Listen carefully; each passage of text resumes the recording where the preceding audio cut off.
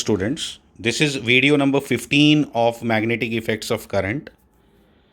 और इसमें हम एम्पियर सर्किटल लॉ लगाने वाले हैं एक प्रॉब्लम पे।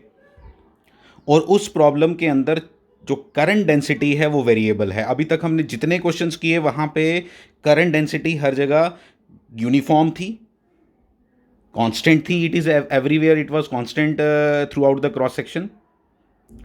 बट अब जो हम क्वेश्चन करने वाले हैं उसके अंदर करंट डेंसिटी नॉन यूनिफॉर्म है।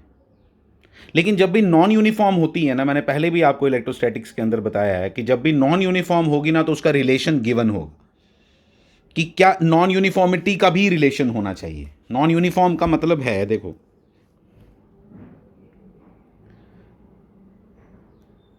नॉन यूनिफॉर्म का मीनिंग है कि अगर ये मेरा एरिया ऑफ क्रॉस सेक्शन है तो अंदर मान लो डेंसिटी कम है, बाहर यहाँ डेंसिटी ज़्यादा है, तो ये डायरेक्टली रिलेशन हो गया। मतलब डिस्टेंस बढ़ता, सेंटर से जितनी जितनी दूर चलते जाओगे करंट डेंसिटी बढ़ती जाएगी। उल्टा भी हो सकता है, स्क्वायर रिलेशन भी हो सकता है, वट एवर हम उसको बोलेंगे कि करंट डेंसिटी जब नॉन यूनिफॉर्म होगी उसको मुझे रिलेशन देना पड़ेगा भाई, कि जब यहाँ से डिस्टेंस तुम आगे आगे बढ़ते हो तो तुम्हारा करंट डेंसिटी किस रिलेशन के साथ बढ़ती है। ऐसे नॉन यूनिफॉर्म तो है बट बिना रिलेशन के नॉन यूनिफॉर्म नहीं है। It has a relation and which will be given, which will be provided by the examiner in the question। अब हम क्या करने वाले हैं, मैं आपको JR की बात बताता हूं। इन एम्पियर सर्किटल लॉ और गॉस लॉ दोनों के अंदर, गॉस लॉ के अंदर स्फीयर की प्रॉब्लम्स थी इस तरह की, और उसके अंदर भी हम चार्ज डेंसिटी की बात करते थे। तो जब हम चार्ज डेंसिटी की बात करते थे स्फीयर के केस में वो 3D था। गॉस लॉ में 3D है, सरफेस है, यहां पे लूप है। तो वहां पे और यहां पे कुछ चीजें कॉमन हैं। वहां पे भी मुझे चार्ज एनक्लोज निकालना मुश्किल पड़ जाता है जब नॉन यूनिफॉर्म चार्ज डेंसिटी हो, और यहां पे नॉन यूनिफॉर्म करंट डेंसिटी है, यहां पे मेरे को आई एनक्लोज निकालना चैलेंज है। क्योंकि हम ये नहीं बोल पाएंगे अब कि अगर टोटल करंट आई है तो बताओ इसके अंदर कितनी करंट होगी। इधर एम्पीरियन लूप जब हम लेंगे तो वो निकालनी पड़ती है फिर इंटीग्रेशन से। देखो कैसे निकाल, ये क्वेश्चन लिखा है मैंने वही जो आपको बताया। पहले इस बात को समझते हैं।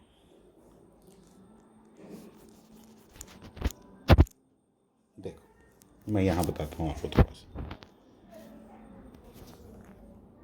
ये हमारी cross section, total cross section, जिसमें से करंट जा रही है, जिसमें से कुछ करंट जा रही है, लेट इट बी आई। और जो करंट डेंसिटी है वो जे आर है, जिसका रिलेशन मैंने क्वेश्चन के अंदर के आर गिवन है। ठीक है, मुझे पूछा गया कि बताओ इस पॉइंट पे। अब बाहर पूछा गया तो बहुत सिंपल है, बाहर में चार्ज इनक्लोज, करंट इनक्लोज कितनी आएगी, टोटल आई, तो टेंशन नहीं, खत्म, उसमें कोई काम नहीं इसका। लेकिन जब बात आती है किसकी, कि अंदर कितना चार्ज है, सॉरी इधर कितनी फ्लक्स डेंसिटी है, तो मेरे को क्या करना पड़ेगा बताओ। मेरे को एक एम्पीरियन लूप लेनी पड़ेगी, मुझे एक एम्पीरियन लूप लेनी पड़ेगी।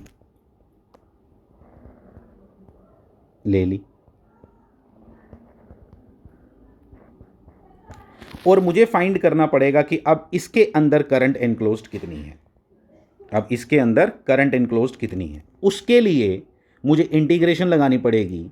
और उस इंटीग्रेशन लगाने के लिए मुझे यहां पे एक dx विड्थ की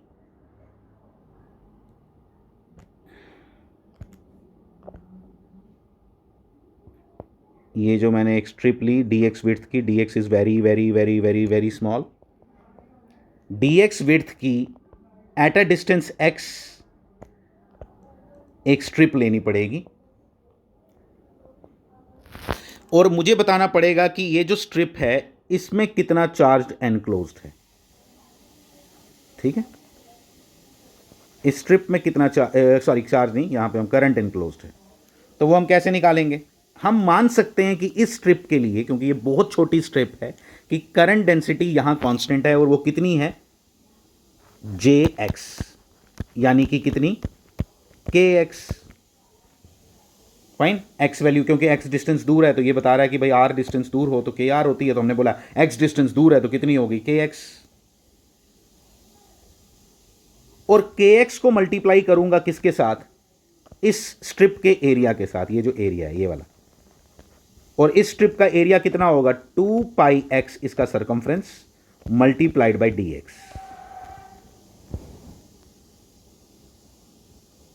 तो ये क्या निकाल दिया आपने? ये क्या निकाल दिया? ये, एक मिनट, इसको इस तरह से लिख लेते हैं। kx आ गया चार्ज डेंसिटी, फिर मैं निकालूंगा करंट एनक्लोज्ड, मैं ऐसे लिखता हूं डी आई एनक्लोज्ड, ठीक है, डी आई एनक्लोज्ड, क्योंकि पूरी नहीं है ये डी आई, मतलब इस स्ट्रिप के अंदर कितना चार्ज, कितनी करंट एनक्लोज्ड है। ध्यान से देखो प्लीज, इंपॉर्टेंट है। एक ये कॉन्सेप्ट क्लियर होने से आपका गॉस लॉ भी क्लियर हो जाएगा। हो सकता है मैंने वहां पे कम एक्सप्लेन किया हो, तो इसलिए मैं डिटेल में यहां आपको बता रहा हूं कि यहां पे डी आई एनक्लोज्ड कितना होगा?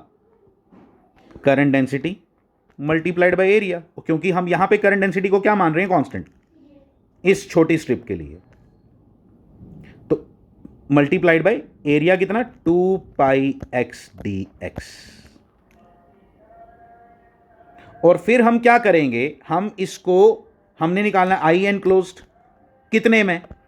इतने में, पूरे में नहीं, इतने में, पूरे में तो पता है आई है, तो क्या करेंगे? इंटीग्रेशन करेंगे, कहां से कहां तक? 0 से जितना ये दूर है, जितना ये दूर है, जितने पॉइंट पे आपने निकालना है, इसको हमने जो भी लिया होगा, ए ले लेते हैं अभी, 0 to a, तो ये हो गया। एक्स स्क्वेयर बचा, बाकी सब कांस्टेंट है, 2πk कांस्टेंट, एक्स स्क्वेयर की integration x cube upon 3, 0 to a डालेंगे तो a क्यूब, वो आगे कुछ नहीं है। मेन काम ये है जो आपने, मैंने आपको कॉन्सेप्ट समझाया। सेम स्टोरी थी कहां? जब हमने स्फीयर लिया था गॉस लॉ में, उसमें चार्ज था हर जगह, नॉन यूनिफॉर्म, रिलेशन ऐसे दिया होता है उसका, रो r इक्वल टू के आर मान लेते हैं, इधर भी के आर, यूनिट क्या होंगे इसके? कूलम पर मीटर क्यूब, क्योंकि यहां मीटर क्यूब है, वहां एरिया था, यहां पे मीटर क्यूब है। करंट डेंसिटी में एम्पियर पर मीटर स्क्वायर, यहां पे मीटर क्यूब है, ठीक है। अब यहां पे भी हम एक स्ट्रिप लेते हैं, ध्यान देना प्लीज, यहां पे भी आपको क्या करना है? गॉसियन सरफेस बनाना है, बना लिया, गॉसियन सरफेस बना लो पहले, गॉसियन सरफेस, इसके अंदर कितना चार्ज एनक्लोज्ड है ये निकालना, इसका निकालना है। नॉन यूनिफॉर्म में मुश्किल होता है, इंटीग्रेशन लगानी पड़ती है। क्यों लगानी पड़ती है मैं फिर से बताता हूं। यहां पे भी हम एक स्ट्रिप लेते हैं। आप एक बात समझो प्लीज़ पहले ध्यान से, कि ये जो स्ट्रिप्स आप ले रहे हो ये है, आपको 2D में दिखाई दे रहा है, एक्चुअली ये जो स्ट्रिप होगी एक शेल होगी, एक्चुअली ये जो स्ट्रिप है ये एक शेल होगी, हॉलो स्फीयर होगी, जिसकी विड्थ होगी dx। ये जो थोड़ी सी मैंने मोटी बनाई ग्रीन, इसकी विड्थ कितनी है? dx। यहां पे मैं क्या मान सकता हूं? चार्ज डेंसिटी क्या है? कांस्टेंट। और इस इधर कितना चार्ज एनक्लोज होगा? dq एनक्लोज्ड कितना होगा बताओ? रो एक्स, समझ आ, के एक्स जो रिलेशन दिया हो, यहां पे के आर दिया है तो के एक्स आ गया, क्योंकि हमने ये एक्स दूर लिया यहां से। के एक्स इंटू क्या करेंगे? वॉल्यूम, और इसका वॉल्यूम क्या होगा? वहां था सरकमफ्रेंस इंटू डी एक्स, यहां है surface area into D x. ये बन गया आपका डी क्यू एनक्लोज्ड। और अगर क्यू एनक्लोज निकालना है तो इंटीग्रेट करो 0 to a, कहानी इसकी भी वही है। बस सिर्फ ये है कि यहां पे ये सारे स्फीयर्स हैं, वहां पे सर्कल ही हैं, तो इसलिए वो रिंग बन जाती है वहां पे। सब मैंने सॉल्व किया है, लेकिन मैंने एम्पियर लॉ के लिए किया है। मैंने थोड़ी सी एक्सप्लेनेशन ज़्यादा दे दी, क्योंकि एक ही प्रॉब्लम कर रहे थे हम। ये देखो मैंने स्ट्रिप भी बनाई है, ये सब बनाया है, ठीक है। मैंने अब A1 पॉइंट पे निकालना है, मतलब A1 डिस्टेंस पे मुझे निकालना है। A2 मैंने बाहर लिया होता है, A1 अंदर निकालना है, ठीक है, निकालने के लिए क्या किया मैंने, we have to find the current enclosed inside the Amperian loop. उसके लिए मैंने अभी बता दिया आपको, जे एक्स, आर की जगह x, 2πx circumference into D x, अभी बताया पीछे। ये हो गया, ठीक है, ये हो गया 0 to a1, मैं ए ले रहा था, a1 लिया है मैंने, कोई फ़र्क नहीं पड़ता, ए भी लेगा कोई तो, ठीक है, हो गया सिंपल।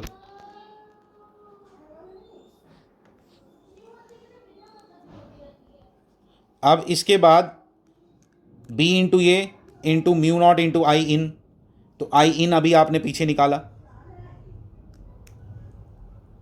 ये आ गया इधर कैंसिल करके सब कुछ, ये आंसर आ गया बी का। कोई मुश्किल नहीं है, सिर्फ ये चीज़ें सीख लेनी है कि नॉन यूनिफॉर्म के केस में भी हम किस तरह से करते हैं। इसकी थोड़ी हैबिट ज़्यादा डेवलप करो, ये इससे आपका कॉन्फिडेंस और बढ़ेगा। हैबिट डेवलप करनी पड़ती है। स्टार्टिंग में कभी एक दो प्रॉब्लम्स करोगे तो आपको लगेगा नहीं यार ये मेरे बस की बात नहीं है, इट इज़ वेरी डिफ़िकल्ट, इसमें इंटीग्रेशन कहाँ से आ गई, क्या ये कहानी है, बट कीप ऑन प्रैक्टिसिंग। बहुत सी चीज़ें कॉमन आ जाती हैं बीच में, तो कॉमन आने के कारण मेरी जब प्रैक्टिस 2-3 बार होती है, इवन जब हम 11th क्लास में पढ़ते थे वहाँ पे मास डेंसिटी डिफरेंट होती है, मास डेंसिटी डिफरेंट होने के कारण वहाँ पे भी सेम इसी तरह से डिस्क ली जाती है और फिर इसी तरह से हम लोग कैलकुलेशंस करते हैं। तो मेक इट ए हैबिट, ये एक बार करने से बहुत सी चीज़ें, एक क्वेश्चन क्लियर करने से बहुत से कॉन्सेप्ट एक साथ क्लियर होते हैं। ये आ गया। अब क्या होता है, मैं एक चीज़ आपको बताता हूँ, यहाँ पे करंट डेंसिटी दी हुई थी और करंट भी दी हुई है टोटल, तो ये जो के अननोन दिखाई दे रहा है ना आपको, ये के नहीं दिया हुआ मुझे क्वेश्चन के अंदर, ये भी निकाला जा सकता है, तो वो निकालने का तरीका भी सिखाया है। ठीक है, वो कैसे निकालोगे, हमने अभी देखा ना कि टोटल करंट एनक्लोज्ड, अगर मैं एम्पीरियन लूप पूरी ले लूँ, आई मीन टू से, ये जो एम्पीरियन लूप थी ये पूरी इधर तक ले लूँ बाहर, जितना उसका टोटल बता देता हूँ, यहाँ तक ले लूँ, ये एम्पीरियन लूप ये रेड वाली है ना, अगर मैं ये रेड वाली को यहाँ ले लूँ, यहाँ ले लूँ, तो करंट इनक्लोज कितनी है ये पता है मुझे, आई नोन है ना, तो वही के आर का फंक्शन यूज़ करके मैं क्या कर सकता हूँ, के की वैल्यू निकाल सकता हूँ इस बार। ये देखो, ये यूज़ करना बड़ा अच्छा क्वेश्चन है ये अब इस बार क्या ले लिया, 0 to r पूरा रेडियस ले लिया, ये सब किया, तो इधर से मुझे के की वैल्यू भी मिल गई। अगर कई बार काम आ सकती है depending upon the question, concept है ये कि के की वैल्यू अगर निकालनी पड़ जाए, नहीं निकालनी पड़ जाए तो कोई ज़रूरत नहीं, के में आंसर होगा तो कोई प्रॉब्लम नहीं, लेकिन अगर आई में आंसर दिया होगा तो फिर पंगा पड़ जाएगा ना,